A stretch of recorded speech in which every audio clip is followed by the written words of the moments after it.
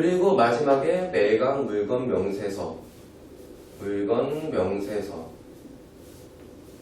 만든다 그랬는데 굉장히 중요하다고 말했었죠. 매각 물건 명세서가 뭐냐면은 매각을 위한 준비를 하는 과정에서 만들어진 모든 것들을 취합해서 하나의 서류로 요약해 놓은 거예요. 그리고 매각 물건 명세서는 경매를 하는 사람이라면 반드시 봐야 된다는 거예요. 그래서 오늘 이거에 대한 내용을 배울 거예요. 자, 그래서 한번 비교를 해가면서 배워보자고요. 현황조사서 내용부터. 집행관 현황조사를 하고 현황조사서를 꾸민다 그랬죠. 자, 보자고요. 어떻게 꾸미는지 복습을 해볼게요. 갑소유 부동산에 대해서 집행관이 찾아가요. 왜 찾아가요? 현황조사하기 위해서.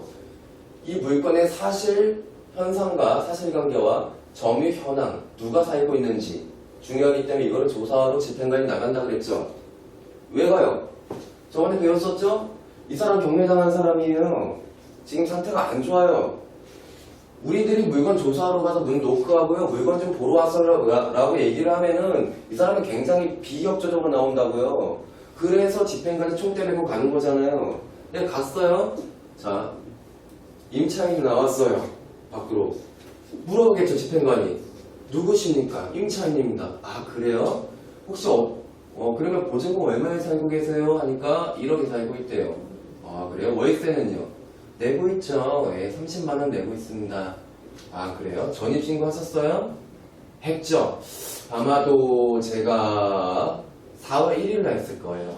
아, 그래요? 집행관이 다시 한번 물어봅니다. 그러면은 임대차 계약서 뒤에 동사무소 가서 도장 찍으셨어요? 확정일자. 했어요. 언제 하셨는데요? 4월 10일 날요. 아, 그래요? 알겠습니다. 그리고요, 임차인 당신은요, 당연 배당권자가 아니고 일반 채권자이기 때문에 법원에 배당 요구를 하셔야 돼요. 그리고 권리신고 하시면서 배당 요구까지 꼭 하세요. 그래야지 배당까지 받을 수가 있고, 임대차 계약서 사본 갖고 가서 꼭 권리신고 하세요. 법원에. 라고 얘기를 할 거예요.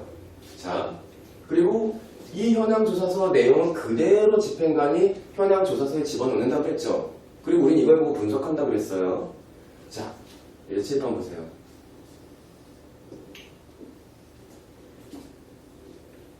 매각물건 명세서 뭐라 그랬죠? 제가 줄여서 적을게요. 매물서라고.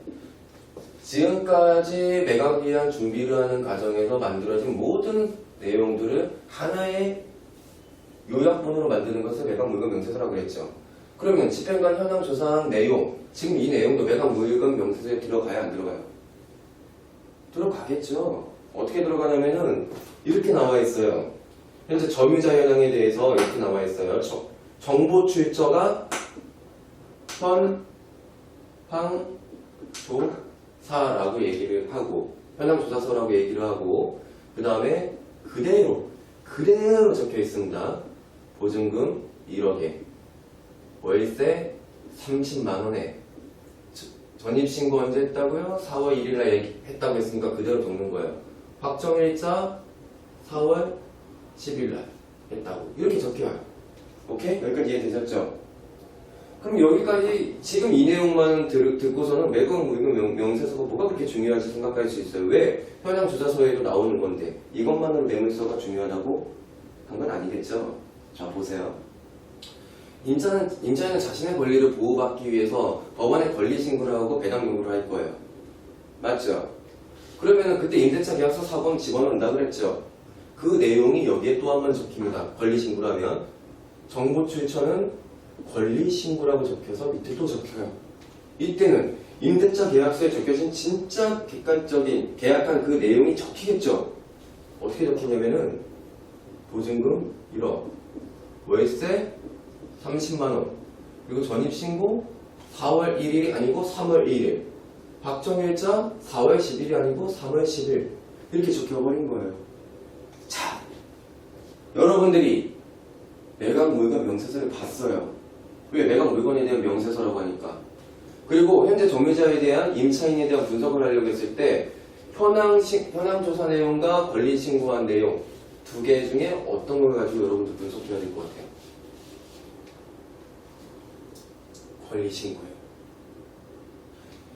현황 조사 내용과 권리 신고 내용 둘 다 있을 때는 권리 신고한 내용을 가지고 분석을 해야 돼요. 임대차 계약서까지 사본한 계약서 사본까지 집어넣은 진짜 내용이 들어있는 거예요. 이거는 현황 조사는 뭐예요?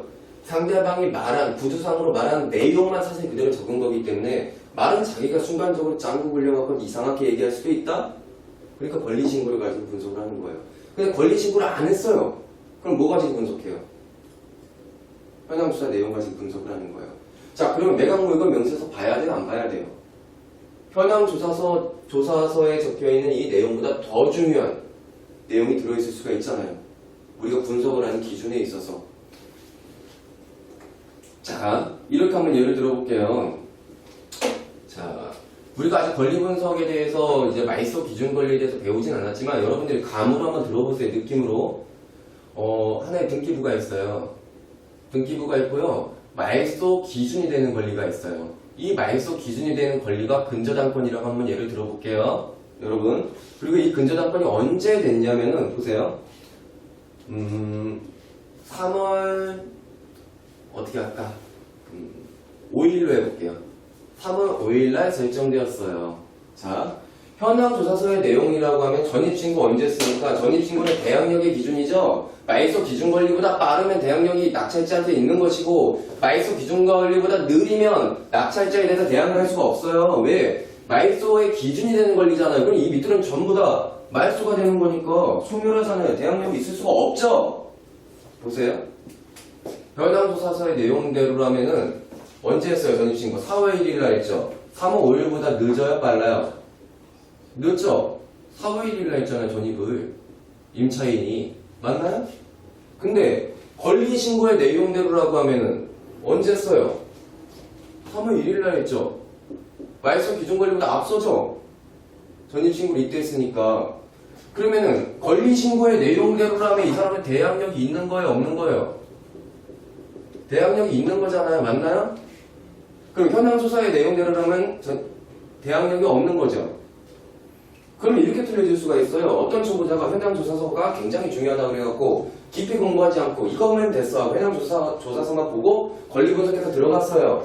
전입신고 4월 1일 말소 기준 권리보다 늦네? 대항력 없네? 들어갔을 때 어떻게 돼요? 사고 친 거죠. 맞나요? 맞죠?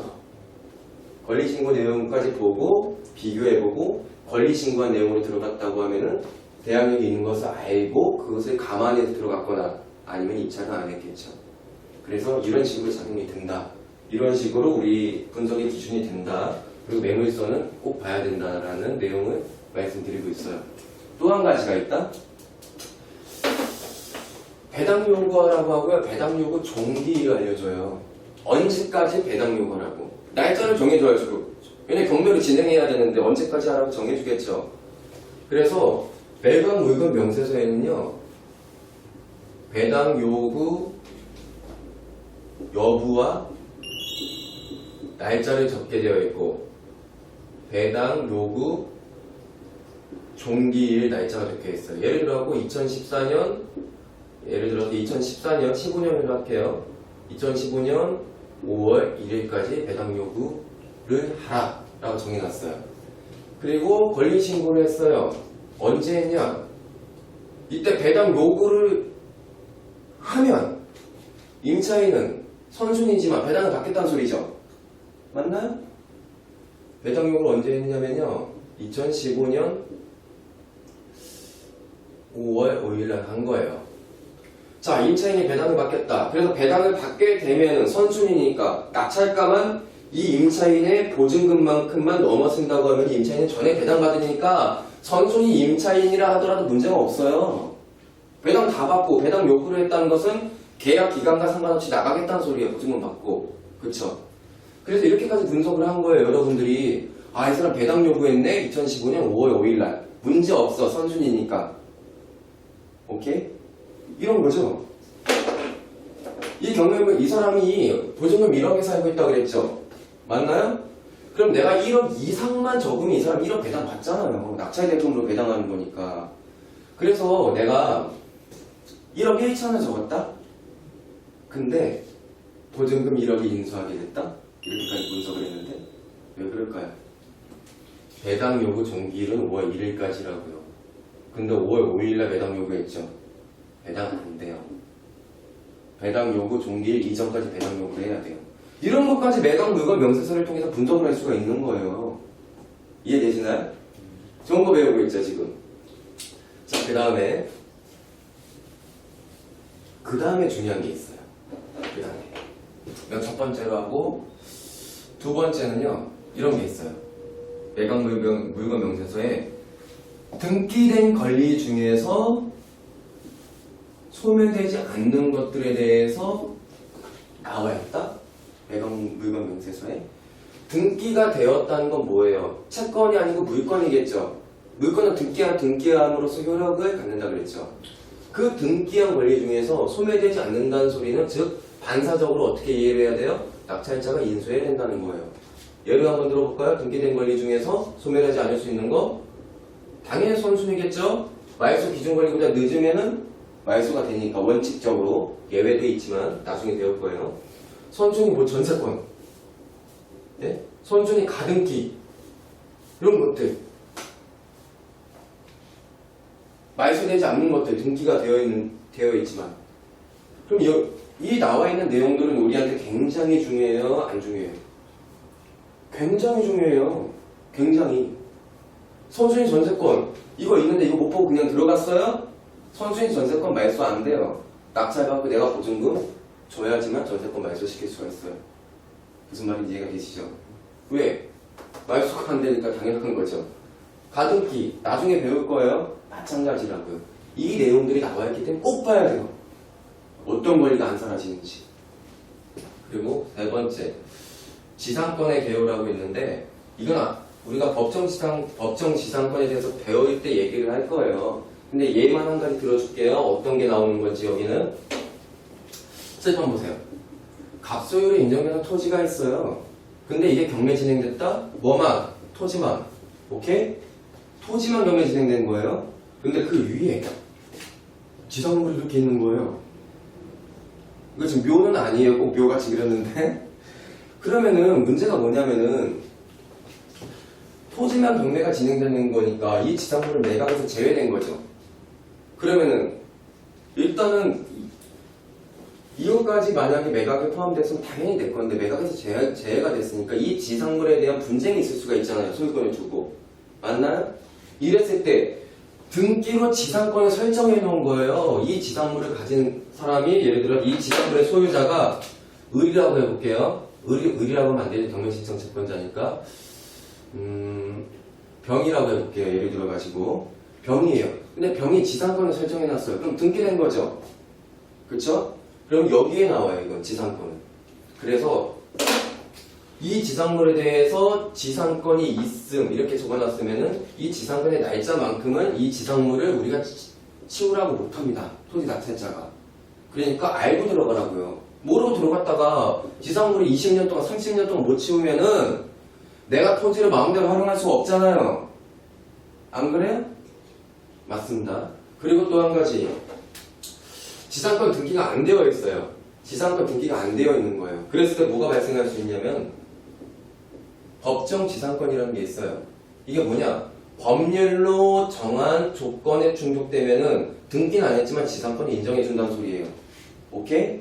그러면은 지금 이런 거죠. 지상권 설정이 등기 안 되어 있으면은 법률로 정한 조건에 충족되어서 이 지상물의 소유자가 지상권이 있을 수도 있죠. 그럼 따져봐야 되는 거죠. 이 사람이 조건이 충족되어 있는지. 그래서 여기에 이렇게 적어줘요.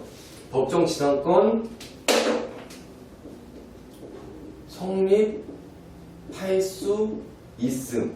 무슨 뜻이에요? 알아서 조사해라. 네 책임이야. 낙찰자. 이 말 아니에요? 할 수 있음이잖아요. 반대 해석은 뭐예요? 안 할 수도 있다 이거죠. 그러니까 법원은 책임 안 진다는 소리예요. 오케이? 그래서 이건 나중에 자세히 배울 거예요. 오늘은 이게 굉장히 중요해요.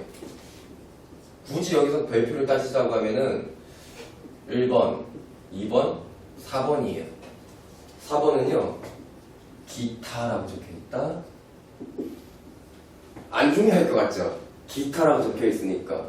우리 뭐 그렇잖아요. 뭔가를 준비해도 중요한 것들이 딱 나열하고 그 외에 짜잘한 것들은 기타 이렇게 집어넣어 버리니까